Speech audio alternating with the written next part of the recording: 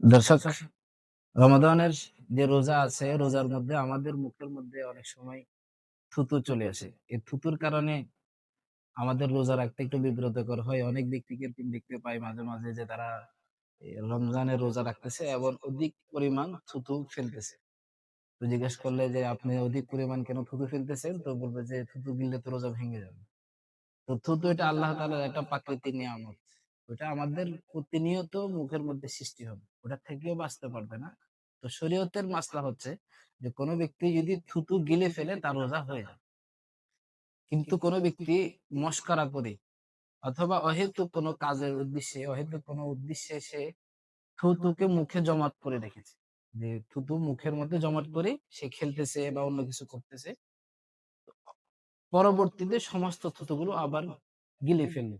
এই কাজটা যে সে করছে রোজা রেখে, শরীয়ত বলতেছে যে ওই ব্যক্তি মাকরুহ একটা কাজ করছে, অপছন্দনীয় একটা কাজ করছে।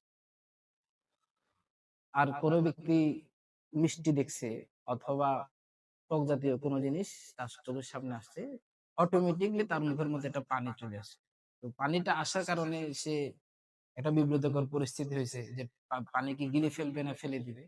তো ওই ব্যক্তি যদি ওই মিষ্টান্ন অথবা টক জাতীয় জিনিস দেখে মুখের মধ্যে পানি আসছে, পানিগুলো যদি সে গিলে ফেলে ইচ্ছাকৃতভাবে তার পানিটা আসছে ওগুলো দেখার কারণে, তো তার রোজাটা হয়ে যাবে। তার রোজার ব্যাপারে কোনো সমস্যা নেই। এমন আমরা অনেক সময় ওযু করি।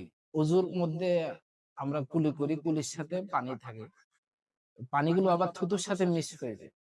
তো আমরা যদি সারাদিন থুতু ফেলে ওই পানিটাকে আলাদা করে স্যাপ থেকে থুতু থেকে আলাদা করে ওটাকে বের করতে পারবো না। থুতু এবং পানি এমনভাবে মিশ্রণ হয়েছে যে মানুষ এটাকে আলাদা করার সক্ষমতা মানুষ রাখে না।